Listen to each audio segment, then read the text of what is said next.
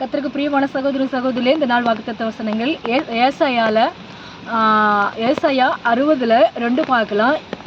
இதோ இருள் பூமியும் காரில் ஜனங்களையும் மூடும், ஆனாலும் உன்மேல் கர்த்தர் உதிக்கிறார் என்று அவருடைய மகிமை உன்மேல் காண பண்ணுவார். இந்த சொல்லப்பட்டிருக்கிற வசனங்கள் ஏசாயா தீர்க்கதரிசியாக அவர் ஜனங்களுக்கும் ஊழியக்காரங்களுக்கும் விசுவாசிங்களுக்கும் ஆண்டவர் அறியாத இருக்கிற ஒவ்வொரு சகோதரங்களுக்கும் இந்த வார்த்தை நற்செய்திகள் என்ன சொல்லப்பட்டிருக்குது. இதோ இருள் பூமியும் காரில் ஜனங்களையும் மூடும், ஆனாலும் உன்மேல் கர்த்தர் உன்மேல் உதிப்பார் என்று அவருடைய மகிமை காண பண்ணுவார்.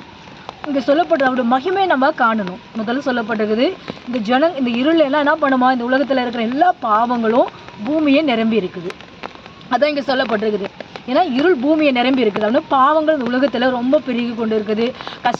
என்ன பண்ணப்படுது, வியாதிகள் அதிகமாக வந்து கொண்டு இருக்குது. ஜனங்களும் என்ன பண்ணுறாங்க, இயேசு கிறிஸ்துவை பற்றி அறியாமல் அவங்க தன்னை போல இஷ்டத்துக்கு வாழ்ந்து கொண்டு இருக்கிறார்கள். அதான் சொல்லப்பட இருள் பூமியை நிறைந்திருக்கு, காரில் ஜனங்களையும் மூடிக்கொண்டு இருக்குது. ஜனங்கள் என்ன பண்ணப்பட்டிருக்குது, பாவத்துக்கு, உலக இச்சைகளுக்கு, உலக பாசங்களுக்கு என்ன பண்ணாங்களே, அதுக்கு ஜனங்கள் என்ன பண்ண இழுத்து கொண்டு இருக்குது.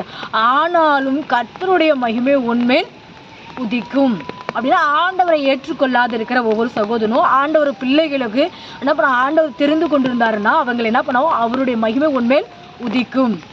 உதிக்குது மட்டும் இல்லாத அதை மகிமையை நீ காண்பாய், உனக்கு காண பண்ணுவேன், மகிமை உனக்கு காண பண்ணுவேன். அப்படின்னா மகிமை அப்படின்னு சொல்லி பார்த்தா ஆசீர்வாதங்கள், நன்மைகள், தேவைகள் அப்படின்னு சொல்கிற ஆண்டவர் நம்ம உதித்து நம்மளை ஆண்டவர் பிள்ளைகளாக நம்ம மாறும்போது அவருடைய மகிமை நம்மளுக்கு காண பண்ணுகிறார். அந்த மகிமை எங்கிருந்து வரும்? ஆண்டவருடைய ஆலயத்துக்கு வந்தால் வரும், ஆண்டவருடைய வசனத்தை படிக்கும்போது வரும், ஆண்டவர் விசுவாசிக்கும் போது வரும், அவர் கூப்பிடும் போது வரும். இந்த நாள் புதுசாக நீங்கள் அரை சகோதரிகளை கேட்பீங்களான்னா, இங்கே சொல்லப்படுது இந்த உலகம் இருளாக இருக்குது. பூமி இருள் பூமியை சுற்றி கொண்டு இருக்குது. ஜனங்கள் காரிலை மூடிக்கொண்டு இருக்கிறார்கள். ஆனாலும் கர்த்தருடைய மகிமை உன்மேல் பிரகாசிக்க பண்ணுவார். ஆண்டோடைய நாமம் நம்மளுக்கு பிரகாசிக்க பண்ணுவார்.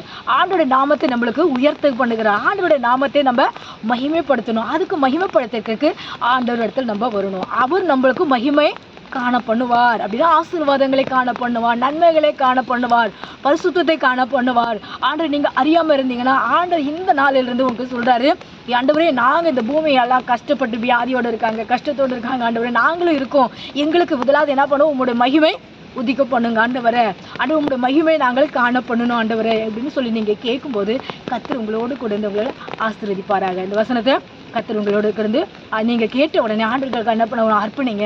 உங்கள் வாழ்க்கையை, உங்களோட குடும்பத்தை, உங்களோட பிள்ளைகளை ஆண்டவருக்காக நீங்கள் என்ன பண்ணுங்க, அர்ப்பணிங்க. உங்கள் ஊழியத்துக்காக அர்ப்பணிங்க.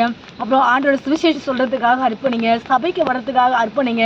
விடாமல் ஜெபிக்கிறதுக்காக அர்ப்பணிங்க. பைபிள் வாசிக்கிறதுக்காக அர்ப்பணிங்க. புதுசாக கேட்டிங்கன்னா நீங்கள் என்ன பண்ணணும், நானும் இனிமேட்டு மனம் திரும்புகிறேன்னு சொல்லி நீங்கள் வரும்போது கர்த்தருடைய மகிமை உங்கள் மேலே உதைக்கும். கர்த்தர் God bless you. Praise the Lord.